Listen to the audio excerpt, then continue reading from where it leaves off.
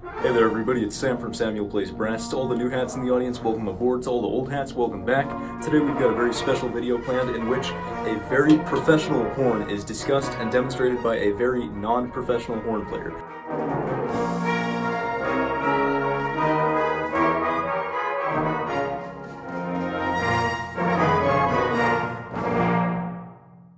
It is October of 21, and I started picking up the horn back in May on a crappy little single horn, so this has been an interesting summer project, if you will, for me, trying to learn how to actually play this thing, so take what I say with a grain of salt, take my playing with a couple grains of salt accordingly, and nonetheless, I hope you enjoy.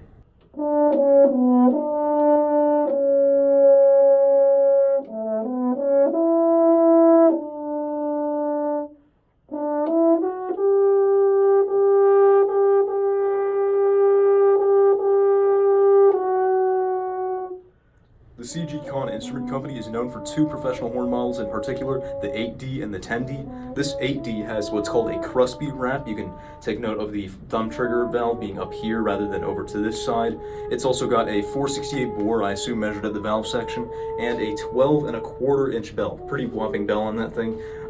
Nice big sound as a result. If we take a little tour around the instrument, on the back side, we'll see two different tuning slides. This one can tune both notes on the trigger and off the trigger, so on the B flat and F side. This tuning slide is F only, and this tuning slide on the front, despite being attached to the trigger valve, it's actually F only. And what you'll notice is there is no B flat only tuning slide, which is a little bit of an annoyance. Particularly when I first picked up the instrument, I was finding my B flat side notes to be a lot sharper than my F side notes, so it was really annoying not to have some way to tune B flat independently a little bit flatter. That's evened out, but there are kind of reasons for this, and it's quite an annoyance. In general, when we're talking about F B flat horns, the F state, which is trigger not pressed, has a lot more tubing, and its resistance is a little bit different than that of the B flat or trigger side, because this amount of tubing means you have to put a lot more air through it to counteract the resistance, whereas the resistance with the trigger, you're able to kind of use to your advantage a little bit, not use quite so much air, and you're allowed to blow a little bit faster and not get a completely ugly sound like if you do on the F side, which is why the B flat side tends to be more forgiving. But it also can raise the pitch if you're using it as a crutch for bad technique, which I most certainly was. So in that sense, I really do wish there was a B flat tuning slide that didn't affect the performance of the F side. In this video, I didn't film too much on the F side of the horn. I played a lot of B flat notes. So what I'm going to do is I'm going to provide a little excerpt, see if you can guess where it's from, where I play it first all on the F side and then all on the B flat side.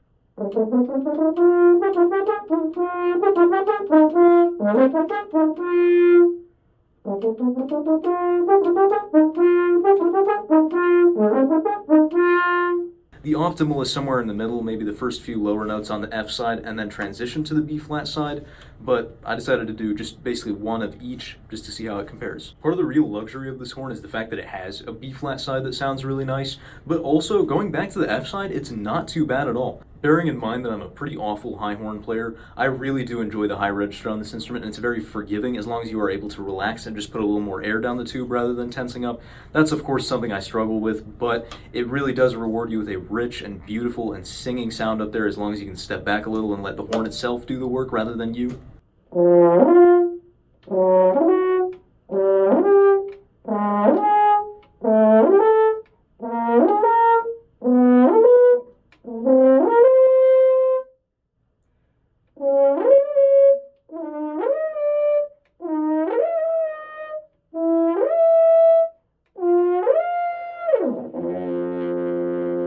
I will say the note high A on trigger 1-2 is pretty much a necessity. If you try and play it on only the trigger, it is very, very flat.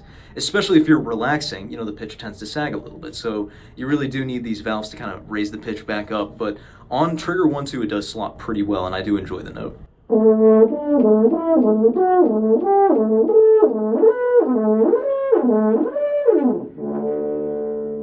I'll be the first to admit that I'm pretty inexperienced with different brands of horns and don't have a lot to offer for comparison's sake, but what I've noticed about the Conn that I haven't noticed about some of the others I've played is a real solidness and stability of sound. The horn is a little bit harder to push to a very crass extreme, which is good for me because I naturally play a little bit on the brighter side of things and want to have a darker, more orchestral sound, so this horn's nice and helpful in that regard. The mouthpiece on this is a Farkas VDC, so of course nice and deep there. Overall, it's a nice dark sound. It's got a big bell, I think a pretty pretty decent sized bore, and it's got this nickel silver material here, which is really, really nice. Nickel silver and raw brass are kind of considered to have their own unique flair in terms of the sound, nickel silver being one of the darker materials. So I'm really glad to be able to get to play on a nickel silver horn.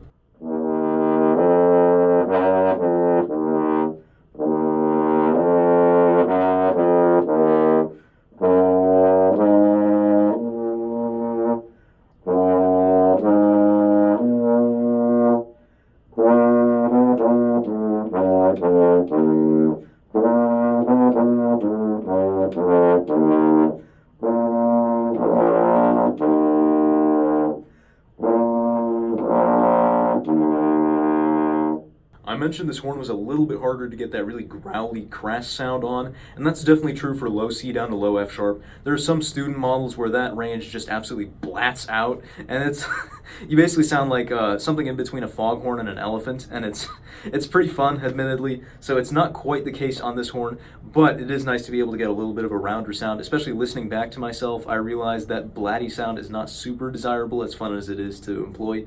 So especially kind of that low C range and just above that low D flat with the trigger engaged, they're a little bit rounder sounding than what you might be used to.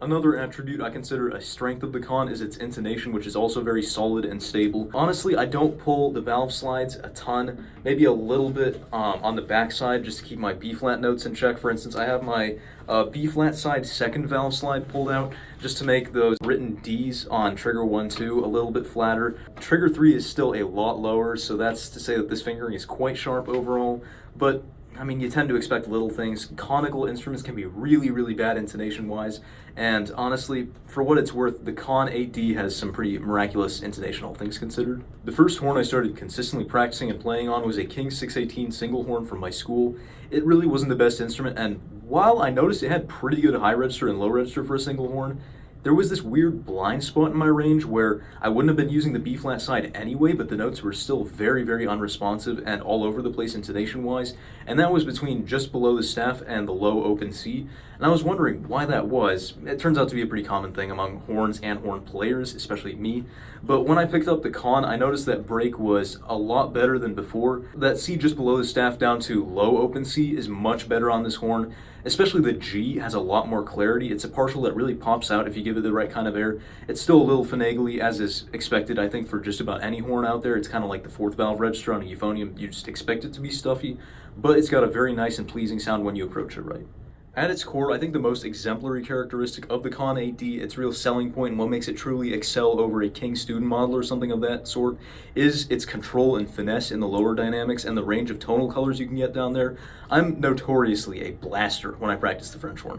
I like to just sit on low Gs and pedal Fs and wail high notes all day, but what good does that really do if you can't play a nice melody, right? And this horn makes it fun to practice the soft stuff, the lyrical stuff, the melodical stuff. It's all very fun and free-blowing on this horn, and that's the bottom line. If the horn makes making music fun, it's a good horn. And with that, I think we can all agree I've rambled just about enough. This was the Conn 8D. It's a really, really cool instrument. I've been playing it about 2 months thanks to Clearwater Music letting me borrow it, and I'll be returning it soon, which is a little bit sad, but we'll see where my horn journey takes me from here. This has been, like I said, an incredibly fun instrument. If you enjoyed this review, make sure to leave a like on it and a comment. Subscribe if you're new around here. It helps out immensely and keeps me making content like this for you. If you want to see more videos like this, there's the instrument reviews playlist up in the card in the top right. There's plenty more instruments for you to check out there. Thanks so much for watching. It's been a joy making this video for you, and until next time, we'll see you on the flip side. As mentioned, I'd like to reiterate the fact that I am not a horn player. It is now October. Is it really October? You forgot what you were going to say. The high register on this, and especially on the B-flat side, really is quite the joy. The notes slot... The Conn's doing a good job in that area. I don't pull the...